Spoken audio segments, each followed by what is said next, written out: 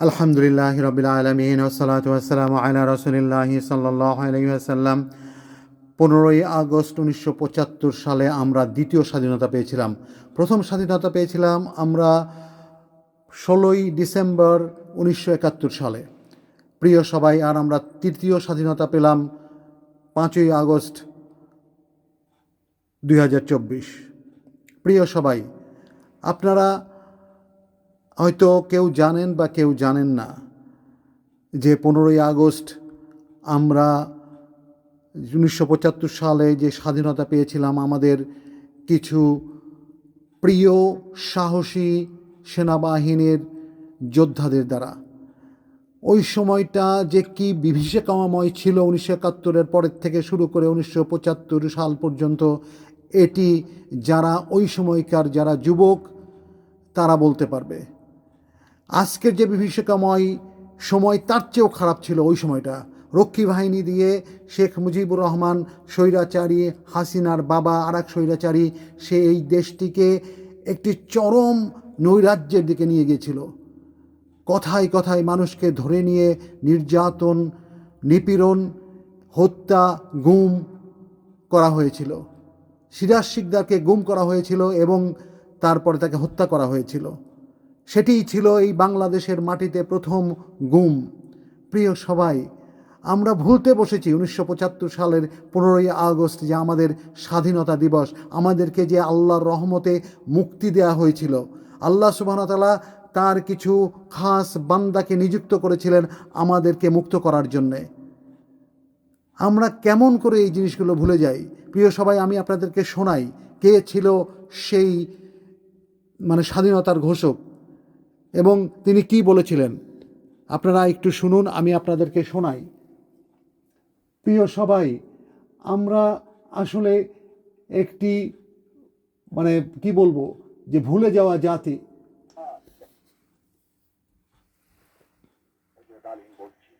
সকাল হতে খন্দকার মুশতাক আহমদের বলিষ্ঠ নেতৃত্বে সামরিক বাহিনী ক্ষমতা দখল করিয়াছে। শেখ মুজিব ও তার খুনি দুর্নীতিবাজ সরকারকে উৎখাত করা হইয়াছে। এখন হতে সারা দেশে সামরিক আইন জারি করা হলো। আপনারা সবাই আমাদের সাথে সহযোগিতা করুন। আপনারা নিশ্চিন্ত থাকুন, কোনো অসুবিধা আপনাদের হইবে না। বাংলাদেশ জিন্দাবাদ। আবার শুনুন।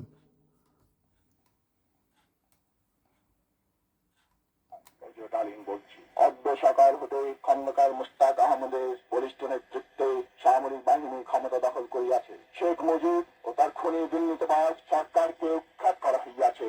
এখন হতে সারা দেশে সামরিক আইন জারি করা হলো। আপনারা সবাই আমাদের সাথে সহযোগিতা করুন। আপনারা নিশ্চিন্ত থাকুন, কোনো অসুবিধা আপনাদের হইবে না। বাংলাদেশ জিন্দাবাদ। প্রিয় সবাই, কি বুঝলেন? সুবহানাল্লাহ।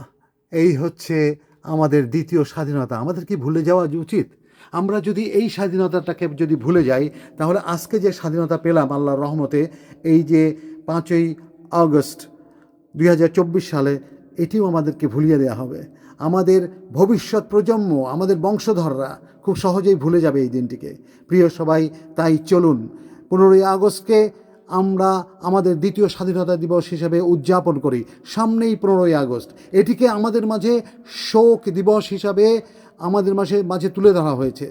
মিথ্যা ইতিহাস রচনা করা হয়েছে।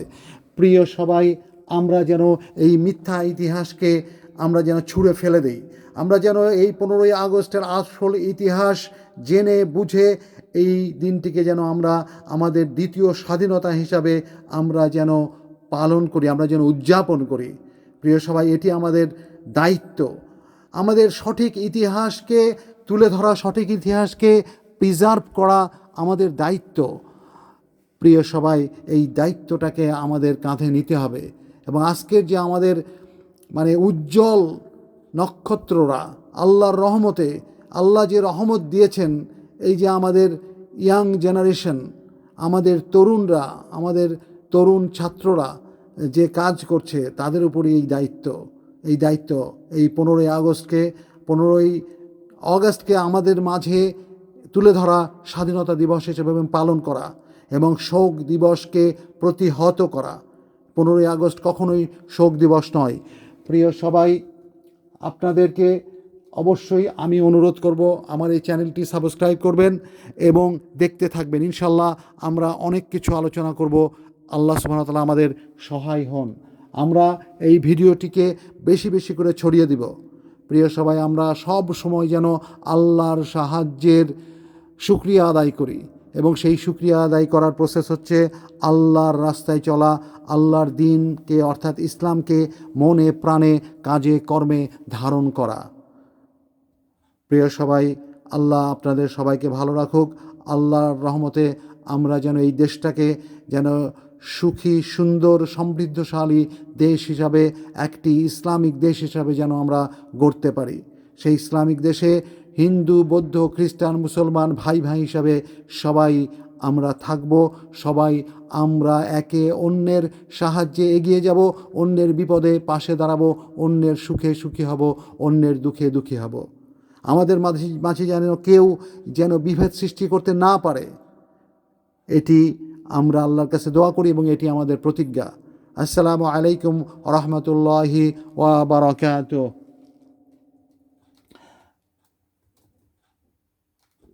প্রিয় সবাই, আপনারা অবশ্যই 15ই আগস্টকে স্বাধীনতা দিবস হিসেবে পালন করবেন। এই বলেই আমি আমার এই ভিডিওটি শেষ করছি। আসসালামু আলাইকুম রহমতুল্লাহি ওয়া বারাকাতুহু।